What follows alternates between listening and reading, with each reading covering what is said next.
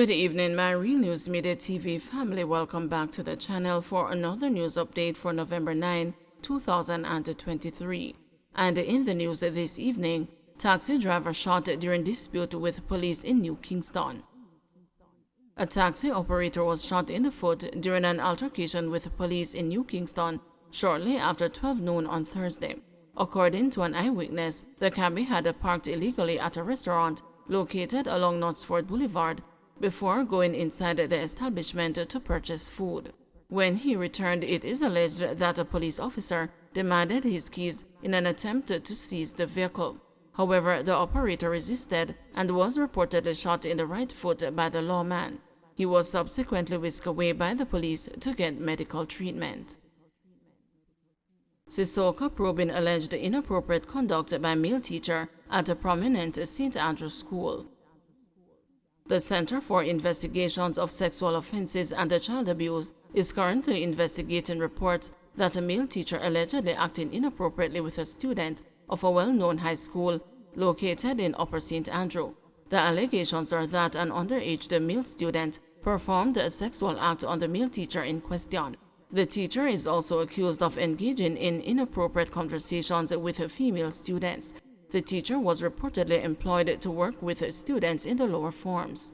Superintendent Maldria Jones-Williams, head of Sissoko, told the news that the matter is being thoroughly investigated.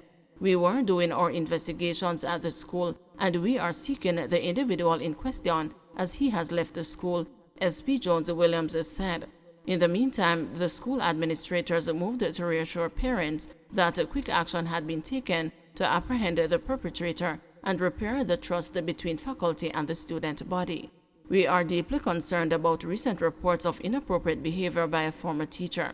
Please rest assured that the school takes this matter extremely seriously. As soon as the allegations were brought to the attention of the administration of the school, we took immediate steps to address this matter," the letter said. This resulted in the resignation of the teacher in question and the matter being brought to the attention of the relevant authorities. "We are cooperating fully with the ongoing investigation," the letter continued.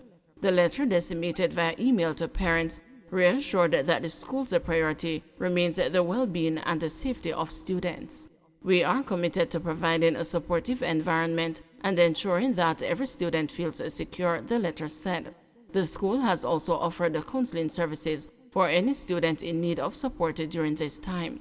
"We remain dedicated to upholding our values and fostering a nurturing educational community for all our students," the letter concluded. Student injured in stabbing at Old Harbor High. Vice Principal of the Old Harbor High School in St. Catherine, Florence Rankin, has confirmed that a student was injured in a stabbing incident earlier today. The student, who is on the junior shift, was stabbed on her hand during a fight with another student. She was reportedly taken to the hospital for stitches by the student's dean of discipline. The vice principal mentioned she heard reports of the student's throat being slashed during the altercation, but she says those reports are not true. Brutal beating lands a wife in hospital for 5 days. A 51-year-old woman who went down on her knees in court and pleaded with a judge to discontinue an assault case against her husband earlier this year has brought him back to court. This time around, she is alleging that she spent 5 days in hospital after receiving a brutal beating at his hands. Her husband, who has been charged with unlawful wounding arising out of the latest incident, did not enter a plea before Senior Parish Judge Lorian Cole Montague on Wednesday. The accused's name is being withheld to protect the identity of his wife. It was shared in court that there was an altercation between the couple after the complainant asked him about a cell phone he promised to purchase for her. The complainant said her husband began calling her demeaning names and she warned him to stop. Sometime thereafter, the husband allegedly grabbed his wife and threw her onto the floor, causing her to hit her head. Allegations state further that the husband punched the complainant all over her body. After the assault ended, blood was seen coming from her ears and she went to the hospital where she spent 5 days being treated. The court heard that it was not the first time the husband had physically assaulted the complainant, to whom he has been married for 2 years. She went on her knees and begged for him to be freed from the court, the prosecutor said, in relation to the earlier offense. The husband, although adamant that he did not harm his wife, was ordered remanded in custody until January 25, 2024 by Judge Cole Montague. "I'm a bit concerned about what I am hearing," the senior jurist said. Man allegedly threatens mother. A warehouse packer who allegedly threatened to have gunmen shoot his mother was remanded in custody by a senior parish judge on Wednesday. In court, the accused, who will not be named to protect the identity of the complainant, said that he and his mother had an argument in relation to the construction of a shop. The accused, who owns the shop, shared that he returned home one day and saw his mother destroying it. "Your Honor, me never threaten her. I love my mother. Me not hurt her," he told the Kingston and the St. Andrew Parish Court. But the complainant said her son threatened her with words to wit, "Me go for me gunman friend and fi bust a shot in your head." The woman explained to Senior Parish Judge Lorian Cole Montague that a man who is known to be a criminal in the community visited her home sometime after the argument and threatened her. She said her son did not intervene. "The man tell me say the next time me bring me more to my son a dirt. Him say me need to hurry up and make me work man them finish what them a do. Because what go happen to me? Because we make police come dig up the yard we gonna hide," the woman shared. "Your Honor, I am fearful, honestly me afraid," she shared further. "Who is this friend? Looks like I need to keep you for a night so this friend can come and look for you," the senior judge told the accused. "Your Honor, he will look for me instead," the woman interjected, citing her fears. Cole Montague indicated that she does not take threats lightly. "I have spent most of my life in the gun court, and I know that most of the gun murders start with a threat. I am uncomfortable with what I am hearing, and I am truly fearful for her safety," the senior jurist said, adding that the risk of interference is a live one. Cole Montague then ordered that the accused be remanded in custody until November 13. Westmoreland man charged in cocaine bust.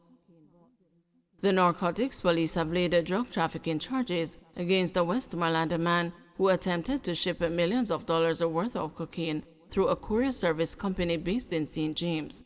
Andre Cooper, a 34-year-old of Cook Street, Savannah Lamar, was charged on Monday following an investigation into the drug bust. The cops reported that on October 27, they intercepted a package delivered to the DHL office in Montego Bay, St. James, destined for the United States. Nearly 2 pounds of cocaine with a street value of US $27,000 was seized in the package, which also contained food items. Investigators say following a manhunt, Mr. Cooper was picked up in Westmoreland last Thursday. He is booked to appear in the St. James Parish Court on November 15. Jamaica supports a humanitarian pause in Gaza, Prime Minister Holness insists. Prime Minister Andrew Holness says consideration is being given to rectify Jamaica's missing UN General Assembly vote on a humanitarian truce in Gaza and the cessation of hostilities between Israel and the Gaza's Hamas rulers. Mr. Holness says he would not want the missed vote to be a continued distraction from what the government intends to be its position. He explained at a press briefing Wednesday that the government's support for and participation, including drafting and delivering a statement on behalf of CARICOM, is suggestive of what would have been Jamaica's vote on the issue. I believe a humanitarian pause is necessary in Gaza. The images that are being broadcast all over the world on my own research into the subject and the information that we receive. I have friends on both sides. Jamaica has a Palestinian community. I noted their peaceful protests earlier. Jamaica also has a Jewish community. We have been petitioned by both. Jamaica has voted many times in support of the Palestinian cause, and we have also voted in support of matters to do with Israel, because on both sides there are claims that could be justified. We don't want to see innocent people die, and that is our position. No separate crime and violence ministry needed, says Golding.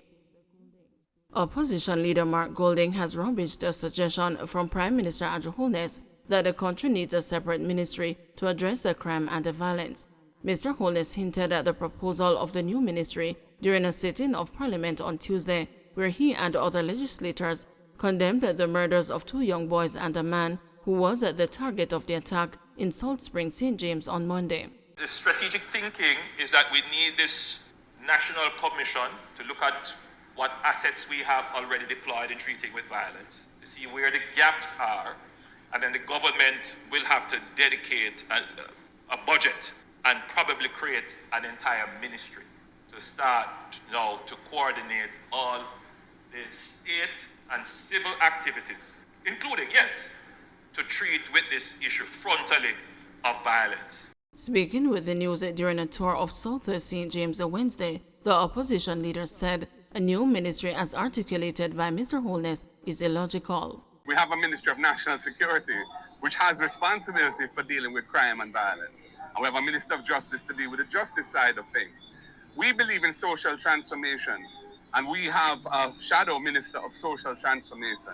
And that's going to be part of what we bring about trying to condition the minds of our people in a positive direction and deal with the issues, the social issues that tend to result in dysfunctional behaviors in the society, including violence.